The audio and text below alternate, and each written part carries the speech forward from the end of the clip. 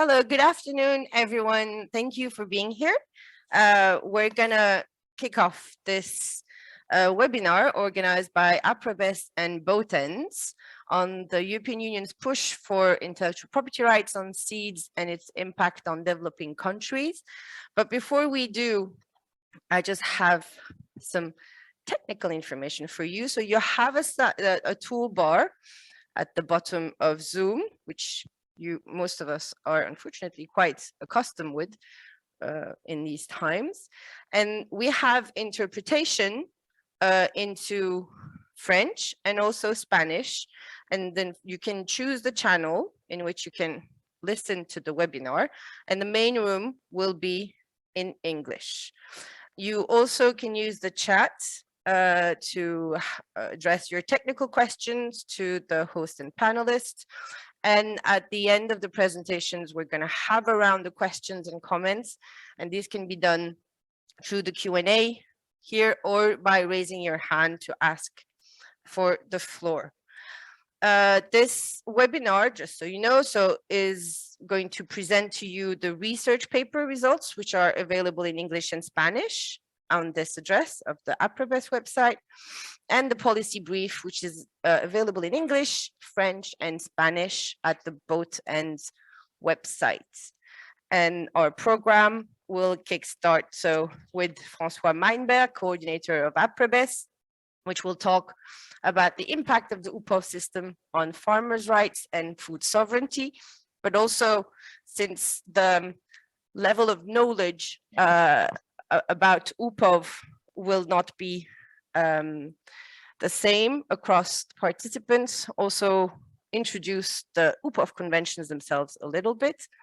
Then I, as a consultant working for the Kibele consultancy, I will talk about plant variety protection in UPOF 1991 in the EU foreign trade policy, and then give the floor to Burkhard Ilger from BOTENS, senior policy advisor, who will talk about the enforcement of free trade agreements and have some concluding remarks and establish a call for change.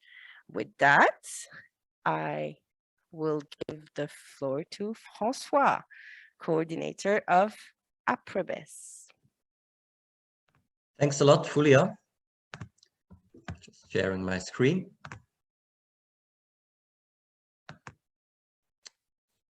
Okay. So thanks a lot for the introduction and a warm welcome to all of you, also from my side. I will speak about the impact of UPOF, but before I do so, I will also speak shortly about the history and the content of UPOF, so we are all on the same page. So it was back in the 50s where it was an initiative by Breeders Association, which have called for a conference in Europe with European governments to establish some basic principles of plant variety protection. There was a follow-up conference, and then in 1961, in December, the International Convention for the Protection of New Plant Varieties of Plants, called by its French acronym UPOF, was negotiated and adopted by 6 countries from Western Europe. It entered into force 7 years later when 3 countries, Germany, the Netherlands, and the United Kingdom, ratified the Act of 1961. So I think it's important to keep that from the beginning. The membership, and for many, many years, was quite limited. The Act was then revised in 72, 78, and 91, when the breeders' rights have been further strengthened. In 1991, UPOF had a membership of 20, 19 industrialized countries and South Africa. And these member countries then negotiated the Act of 1991, which is still in force today. It only became active when it was ratified by 5 countries, and this was the case in 1991. And the change which happened at this time I will explain later. Important to keep is that since 1998, when the Act came into force, it's only possible to become a member of UPOF by ratifying the Act of 1991. And before becoming a member, the respective plant variety protection law is examined by the UPOF Council. Then a lot of things changed when the WTO and especially the TRIPS agreement came into force in 1994. In Article 27.3b of the TRIPS agreement, it is written that every member, with an exception for least developed countries, but if not, every member needs to protect plant varieties, either by patents or by a sui generis system, which could be a plant variety protection law. Important to note that UPOF is not mentioned in the TRIPS agreement. Nevertheless, after 94, a lot of countries, in a way, rushed to ratify the Act of 78, I'm sorry, because they knew in few years it will not be possible anymore.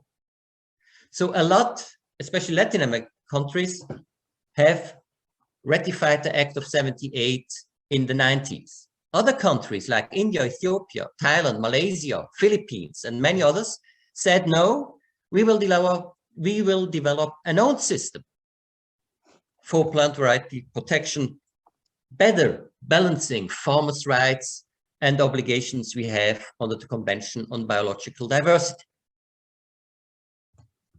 So this is the map of the UPOF status as it is today. You see, it's still, I would say, dominated UPOF 91 by industrialized countries. Latin America is still in green, which means they are members to UPOF 78, which gives you much more freedom to allow farmers' rights in your law. And we have also some industrialized countries as New Zealand, Norway, which still are with the Act of 78. I think interesting the case of New Zealand, where they clearly said we need to keep, or we are not allowed, or we are not able to ratify the Act of 91 because we need to protect the indigenous rights, the rights of Maoris. And this would not be possible in the way we need to do it under the Act of 91. Interesting also China, the country with by far the most applications for plant variety protections for breeders' rights, which is also still a member of 78, with some clauses in the law which would not be compatible with UPOF 91. So what is the difference between this green and the red countries? And I will limit here the explanation on the scope of breeders' rights. It was clear in UPOF 78, the scope of breeders' rights was limited to the production for purposes of commercial marketing of the propagation material. And this changed in 91 to the production, reproduction, multiplication of propagative material in any case. So you see the big difference here is that in 78, for example, the use of farm-safe seeds or the exchange of farmers has been outside the scope. But because this change was introduced, there was a need to have another article. And this is the Article 15.2 in the UPOF 91 Act, which is only an optional exception. So you still could be a member of UPOF 91 without implementing this so-called farmer's privilege. Now, important to note, it is a limited privilege. This means the exchange of propagation material, the sale of propagation material is prohibited in any way. And also the use of farm-safe propagation material is limited. Because the article says clearly it's limited to the product of the harvest.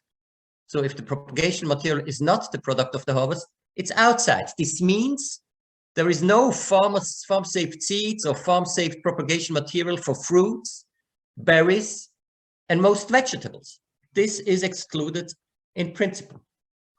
And it's also limited because you have to take into account the limits, the safeguarding of the legitimate interest of the breeder. This means that above of a certain quantity of farm-safe seeds, royalties must be paid. And as it's written here, it's limited to be used on your own holding. And as I said before, this means that the exchange and sale is prohibited in any case. So this right, which is now limited by this Act of UPOF 91, the right to save, use, exchange, and sell seeds is enshrined in other international treaties and declarations. For example, in the International Treaty for Plant Genetic Resources, which has today 148 members, UPOF has 77. And here the preamble says clearly that the rights recognized in this treaty to save, use, exchange, and sell farm-safe seeds are fundamental to the realization of farmers' rights. And these rights exist because it is a recognition of the enormous contribution that especially farmers have made and will continue to make for the conservation and development of plant genetic resources, which constitute the basis of food and agriculture production throughout the world. So there was a clear reasoning to implement these farmers' rights. And this, in a way, is food security, the protection of agrobiodiversity, and the living of many people in our world. Then the Article 9.3 again clarifies that nothing in this article shall be interpreted to limit any rights that farmers have to save, use, exchange, and sell farm-safe seed and propagating material. Nevertheless, they say also it should be subject to national law and as appropriate. A stronger wording could be found in the UN Declaration on the Rights of Peasants, which was adopted by the UN General Assembly in 2018. Article 19 is specifically on seeds, and it calls for the right to save, use, exchange, and sell farm-safe seeds and other propagating material. And states shall take appropriate measures to support the peasant seed systems. As you see, there is an interlinkage. In a way, they say clearly that these rights to save, use, exchange, and sell is a fundamental pillar for the farmer-managed, for the peasant seed system.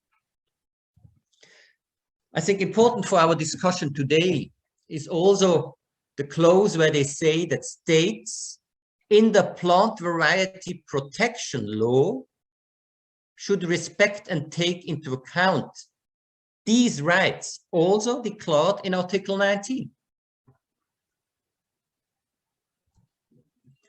Now, as we heard, these rights are fundamental to enable the farmer seed system to, in a way, do his work.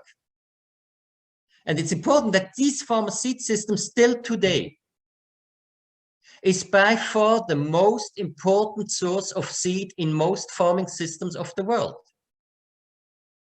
And as it's already a little bit mentioned also in the treaty text, it makes a vital contribution to agriculture as they draw material from the wild and from improved varieties, please note this, redirect gene flow and enabling farmers to reshape by cultivation and further seed transfer crop populations.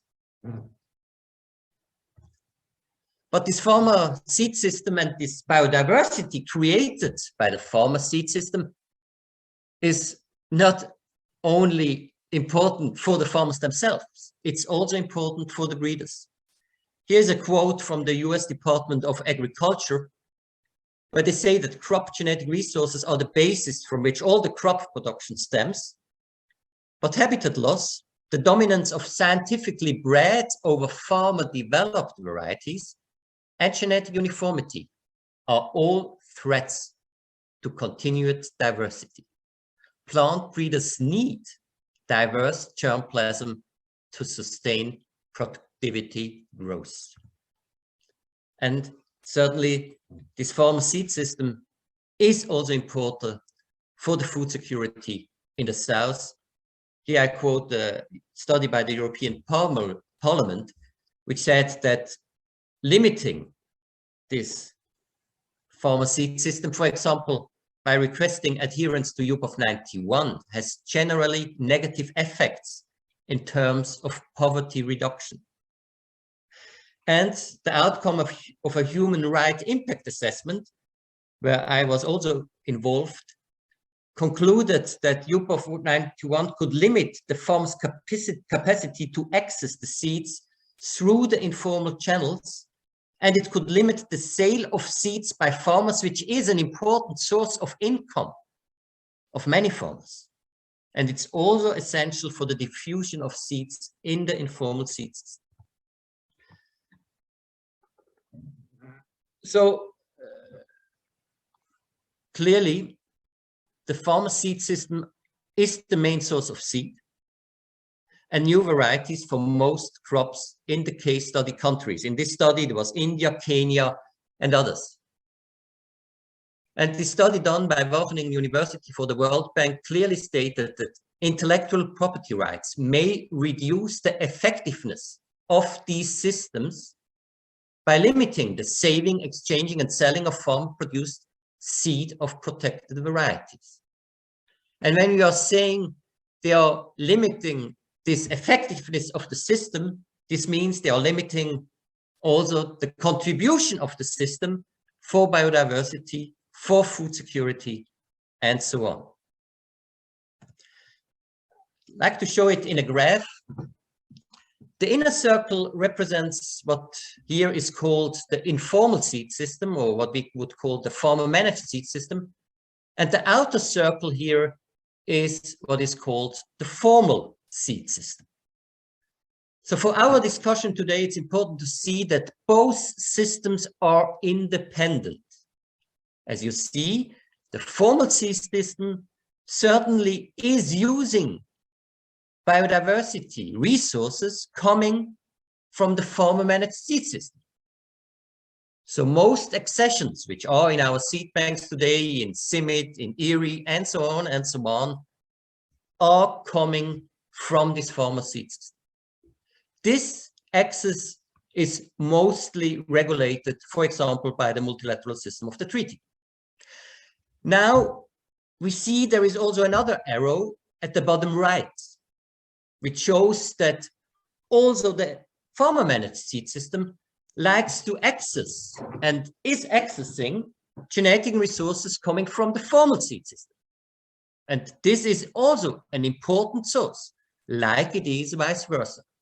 But if now, for example, by the introduction of plant variety protection laws, which are prohibiting the exchange, the sale of farm-used seeds, this integration is not functioning anymore. This arrow does not function. And therefore, today, in most regulations, there is a support by plant variety protection laws to support the formal seed system. But this support for this innovation system at the same time is restricting and limiting the other innovation system, which is the farmer-managed seed system. Just to end, I like to mention one example of Malaysia, what it means when a country has to comply with UPOF 91. For example, if they would sign a free trade agreement where this is a requirement. So, as in many other countries, Malaysia already has a Plant Variety Protection Act, And this law has been double-checked by the Office of the Union of UPOF, and they said the main provisions, in a way, incorporate most of the substance of the 91 Act.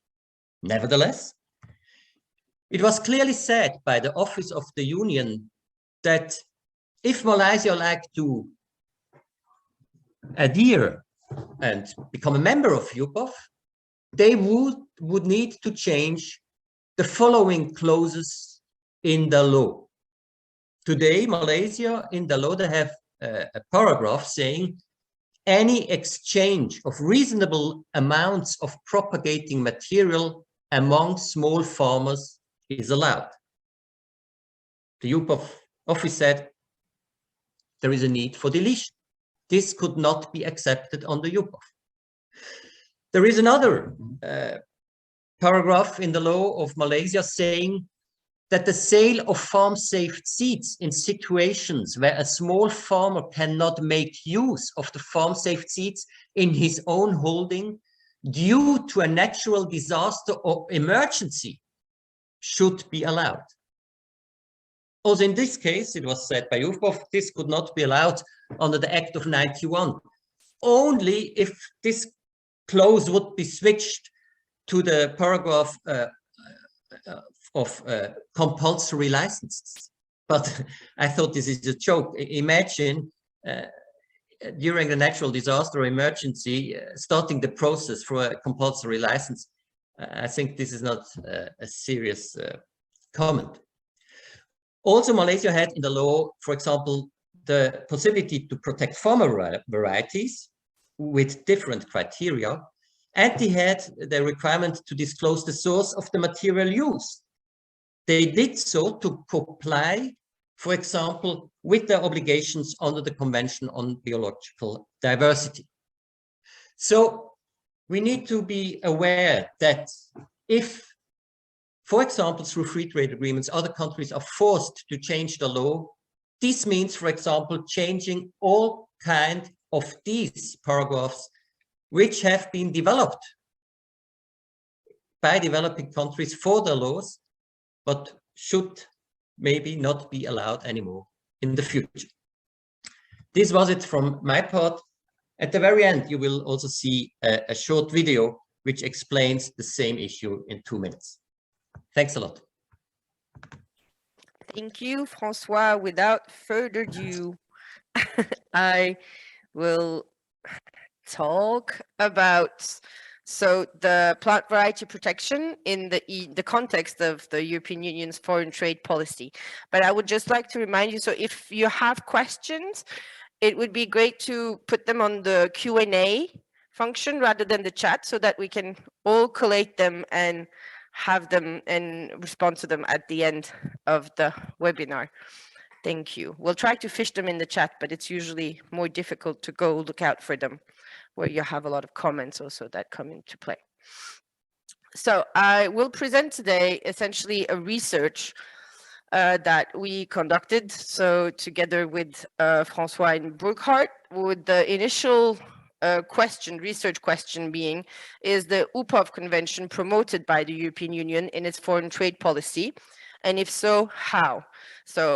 And for that, we had 2 sub-questions. So how is plant variety protection addressed in trade agreements that involved the European Union? And from those trade agreements, could a pattern or classification be drawn from these provisions, or could other conclusions be taken? And also, are there other activities that promote the UPOF Convention in some form, rather than next to these trade agreements? So in terms of methodology, we looked at all trade agreements. So you have different types of agreements in terms of purpose and content with very different terminologies. But at the end of the day, we consider them all to be trade agreements because they integrate this notion of trade in goods and services. So you have the classical term that everyone uses in common language, which is the free trade agreement, which is an international or bilateral agreement that regulates the trade of goods and services and has dispute settlement mechanisms that are attached to it. And also partnership and cooperation agreements, where you don't see the word trade. It's viewed as a first step towards a comprehensive trade deal, but it does have some clauses on trade facilitation, and some have very actually long intellectual property rights chapters, and some actually don't have anything on intellectual property rights. I'm going to get to that later. And you also have so-called association agreements, where the scope is much larger than trade facilitation because it includes human rights, etc. It's usually about legislative alignment with allies that have like a historical tie with Europe, but they do have also quite extensive provisions on trade. And you also have different statuses in these trade agreements, obviously, at different stages of adoption. Some are fully ratified or enforced, some are signed but not yet fully ratified, some are provisionally applied, like the CETA, for instance, a quite famous one with Canada, and others are still being negotiated. So what did we find? Like, we essentially try to show our findings in this map, which you'll find in the policy brief. So in force, I'm going to start with those that are lightest in a way with regards to plant variety protection. You have a lot of partnership agreements that do not have any clauses that regulate intellectual property rights, or chapters that are dedicated to intellectual property, let alone plant variety protection. This is the case for West Africa, like Ivory Coast, East Africa, Kenya, Rwanda, Central Africa, Cameroon, the Pacific states, the Fiji, Samoa, etc., and the South African Development Community Group. You also have partnership agreements where initially you don't have a chapter on intellectual property rights, but you have this so-called rendezvous clause, which states that the agreement can actually be reopened and renegotiated to become a trade agreement, like a free trade agreement, comprehensive free trade agreement. I think that's the latest terminology used. And these clauses have been activated. So for the ESA 5 countries, Comoros, Madagascar, Mauritius, Seychelles, and Zimbabwe. So it means that you can have quite soon, depending on the negotiation, sometimes they take a very long time, you can have intellectual property rights provisions for these countries. Other agreements that are in force, where you have an intellectual property right clause, but that does not refer to a specific act of the UPOF Convention. So it's the CARIFORUM Economic Partnership Agreement, which is a very special animal I found in the research, because it does refer to sui generis plant variety protection, but also to the UPOF conventions, but not to the specific act of the convention itself. And so these are the 15 Caribbean community states and the Dominican Republic. Then you have also a Lone Ranger, which is an agreement where you have a flexible UPOF clause. So either you have to ensure, the states have to ensure a level of protection that is equal to the 1991 or the 1978 Act of UPOF.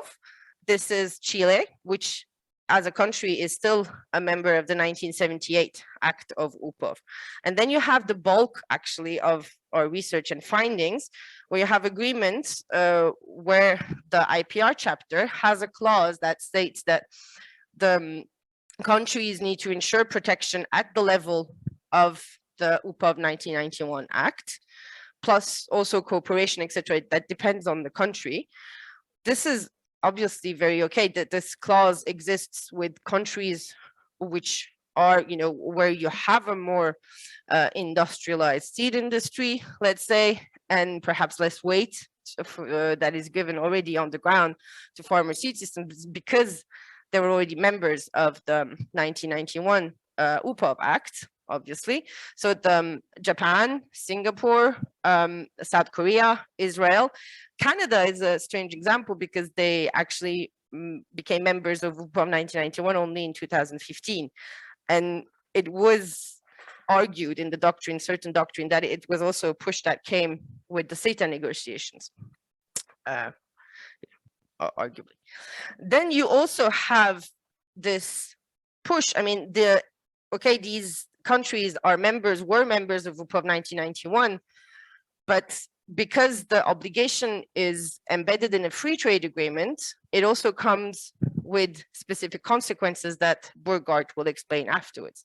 And then you also have these clauses in trade agreements with countries where actually the EU's counterpart is not a member of the UPOF 1991. So either they were members of 1978, or actually not at all. Like you have Lebanon, Iraq, Algeria, Armenia, Kazakhstan. They weren't members and still are not members of UPOF. And there's a clause that specifically states that you need protection under the 1991 Act of the Convention. And then you have agreements that are currently being negotiated. Again, three types here.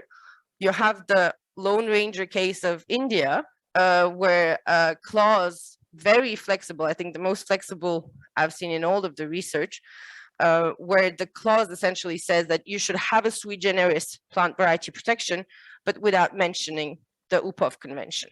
Okay.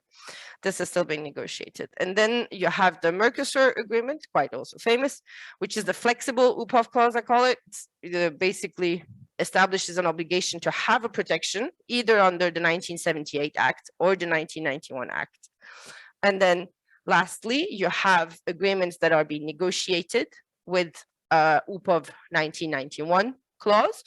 Australia, already member of the 1991 Act of the Convention, but also members, so countries that are not signatories to the 1991 Act, such as New Zealand, as mentioned by Francois, or Mexico, Indonesia, and the Philippines. So what does this mean? So when you look at the state of play, you actually have 13 agreements that require protection at the level of the 1991 Act of UPOF in the EU foreign trade policy, and actually 15 that require accession to the Act, not just protection, but accession. These are usually the association agreements, so where you have this idea of legislative alignment, and that lists a number of agreements to which the country needs to become member of to be part of the clan, in a way, the group, let's say. And then the flexibilities come, so either as a flexible UPOF clause or the most flexible clause, as we've seen, like the India example, on sui generis protection of plant varieties, then can be results of negotiation. But what we found is that at the start of the negotiation, the European Union always starts with a request to protect at the level of UPOF 1991, notwithstanding the third country seed system and its seed industrial development level. So this is the first negotiating standpoint. And then it could obviously change as it has done as in Mercosur, notably, and also India, with mobilization in the third country and more awareness on what this obligation actually entails for their own national context. Okay. So we also looked at other promotion activities, so UPOF 1991 promotion advocacy outreach activities, such as informal and technical meetings, but they were quite difficult to research methodically because they're quite informal in their nature and they involve the plethora of national authorities and actors, and they don't, have to be in the reports as well as free trade agreements are. But you do have some examples that are listed in the longer study. So IPK Southeast Asia had outreach activities with participation of European and national authorities. IPK Latin America also, which provides technical support for accession. This included also Dominican Republic, I think. And the funding of a roadmap for intellectual property rights and the promotion project for the African intellectual property rights organization, and also a number of different advocacy and outreach events by national organizations and variety evaluation authorities of the different EU member states. So these were our findings. Thank you for your attention. And then I will give the floor to Burghardt from both ends to draw the consequences of these findings. Yes, thank you very much. I'm now trying to share my screen. Oh, this works well.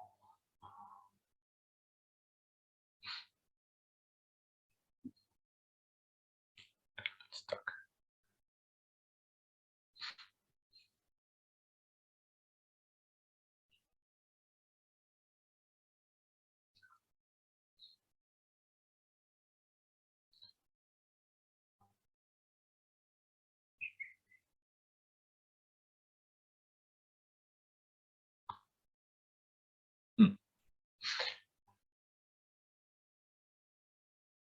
Try this again.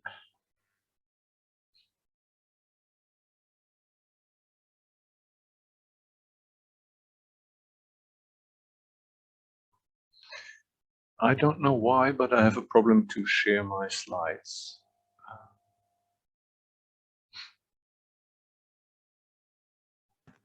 It's okay, Burkhard. Just make full. We see it. Okay. Just make a full screen.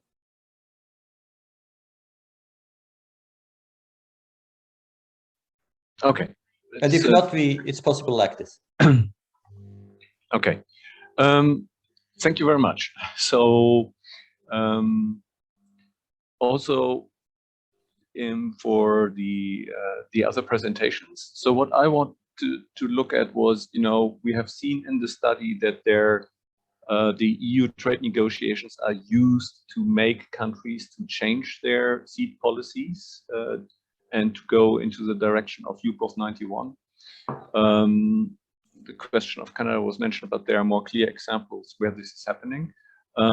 So I was wondering look at the question which I got frequently, which is, say, does it matter if a country already is member of UPOF 91 if they put this in the trade agreement? I mean, they already agreed to commit to UPOF 91, so how much harm can be done if they put this in the trade agreement? And the short answer to this is definitely a yes. Can you see the next slide? No. Okay. Can you see it now? No. No. Maybe start again. Share again, yeah.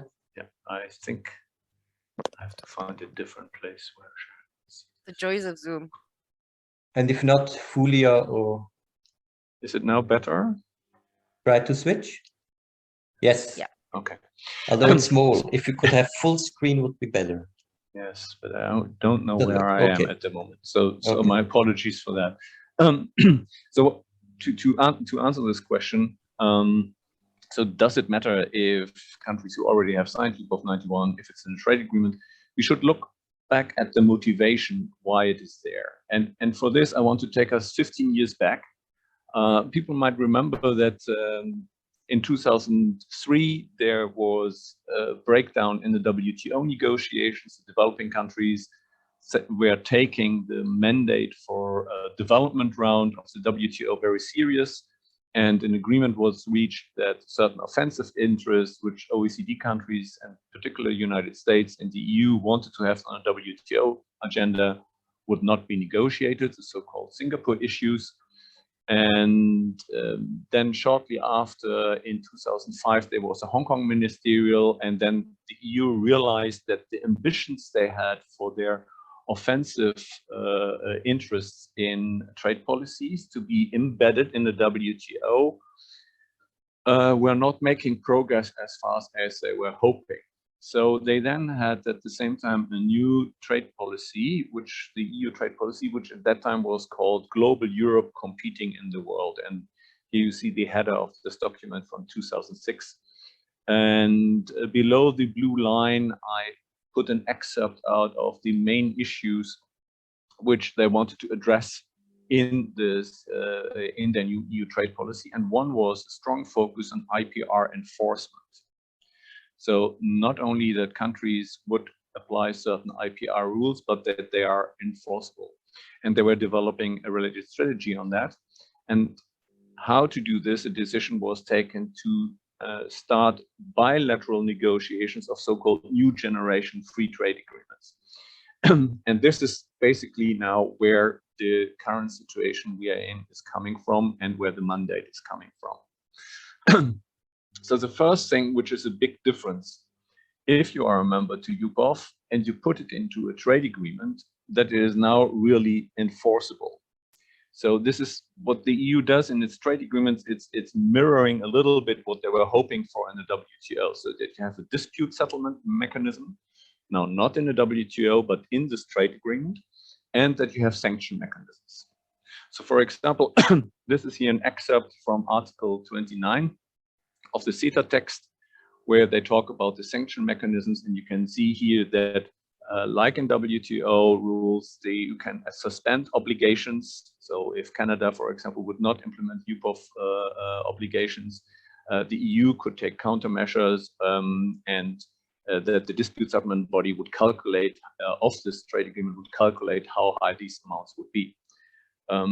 So there is a chance that in the future the EU might use this. We know in the WTO there are now 42 disputes which refer to intellectual property rights. None of them is related to IPR and seats, because as François has said, there is no, there's only an obligation to have seat laws, but there's nothing about how they have to look like.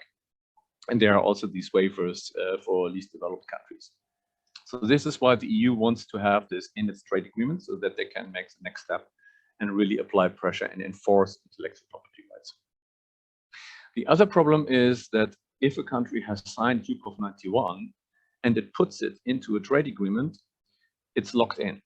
So if the EU at a certain time, or Canada, should decide that for certain reasons they can no longer be a member of UPOF 91, they cannot just follow the normal procedure of how to leave UPOF 91.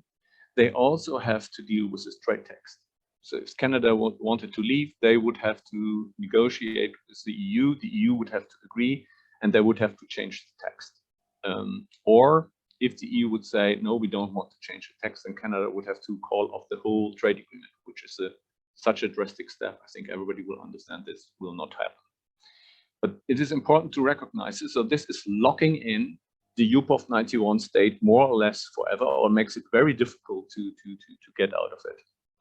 And then the other part, which we only touch on the sideline in it, but I want to highlight because there's growing concern about this. This is in how far intellectual property rights are protected by international investment agreements, like bilateral investment treaties.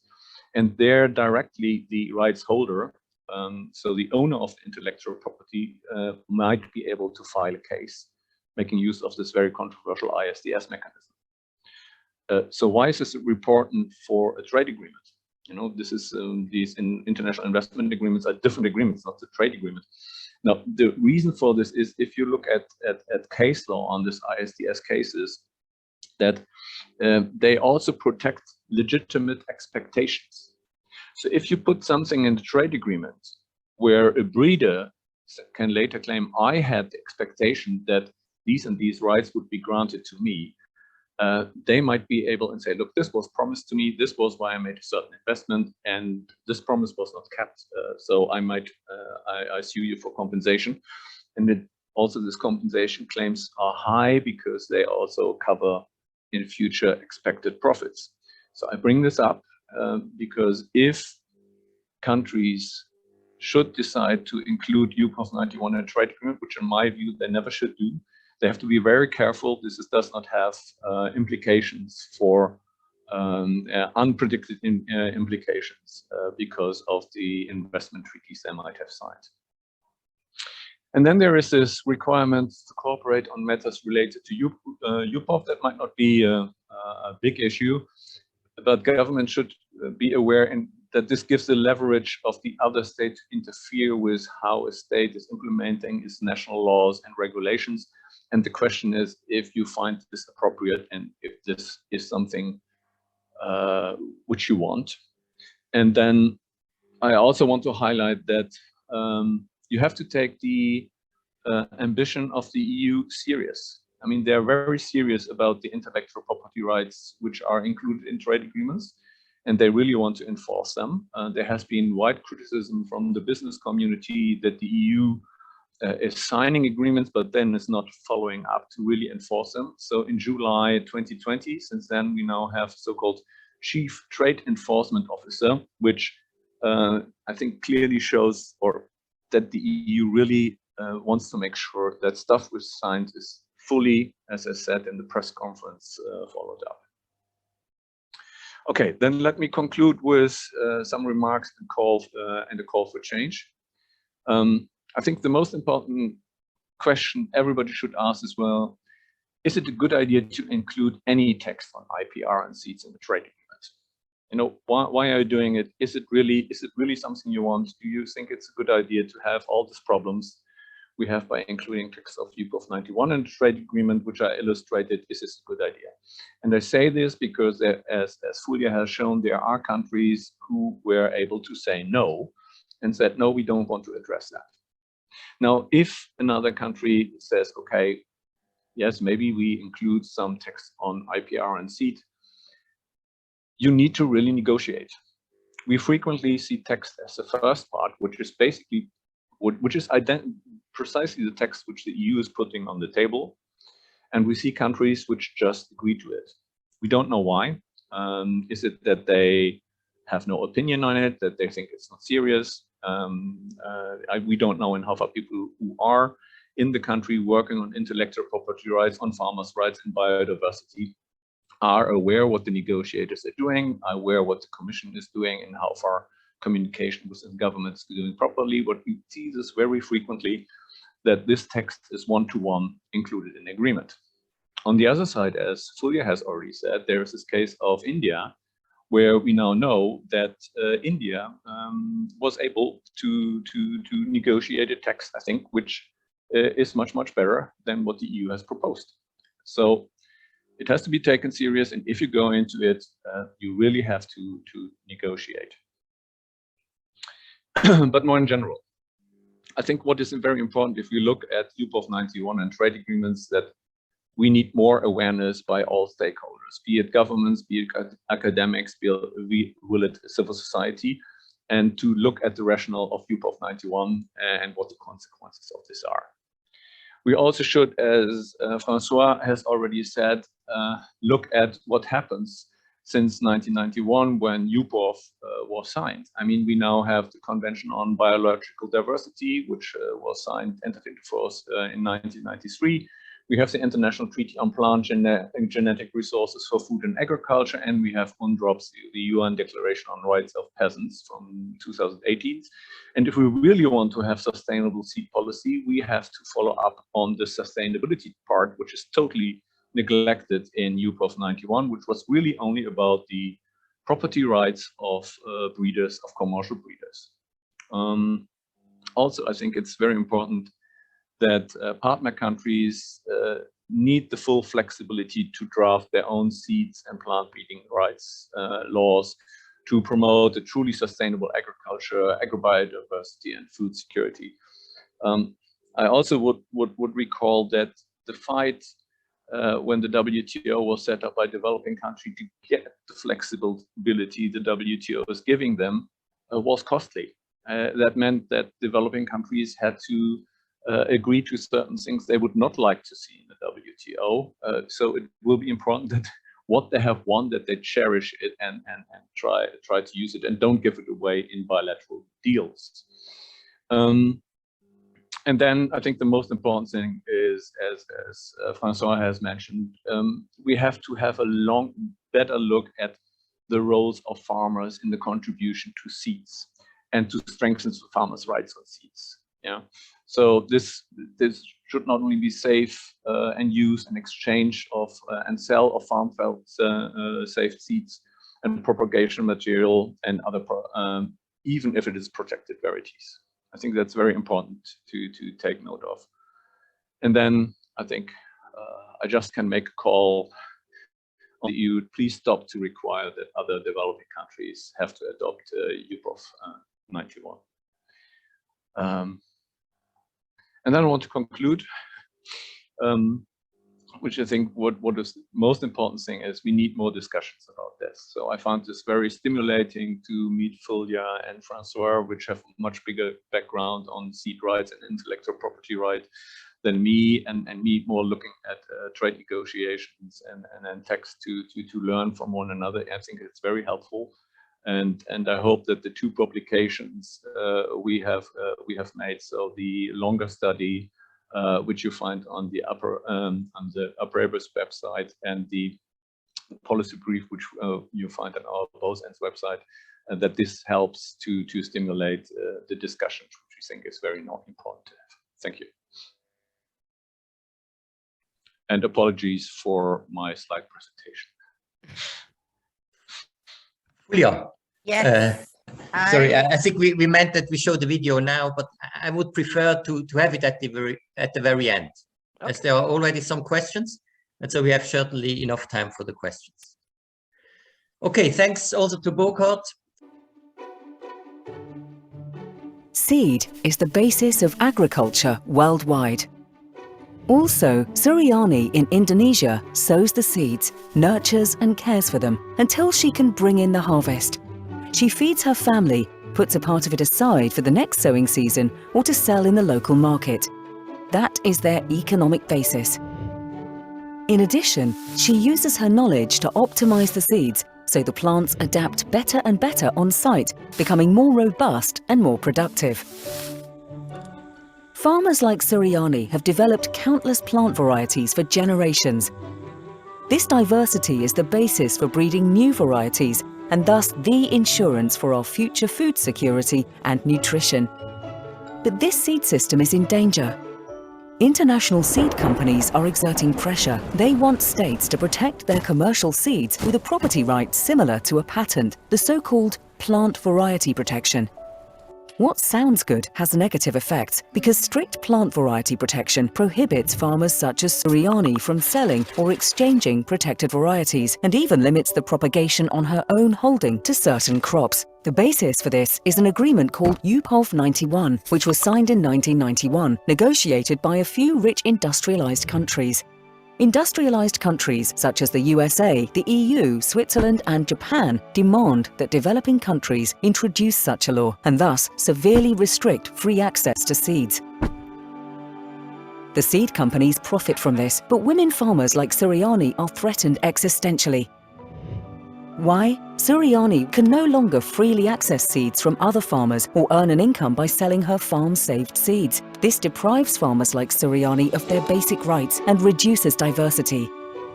We must not allow that to happen. We therefore demand that rich, industrialized countries stop requiring strict plant variety protection based on UPOF in its free trade agreements.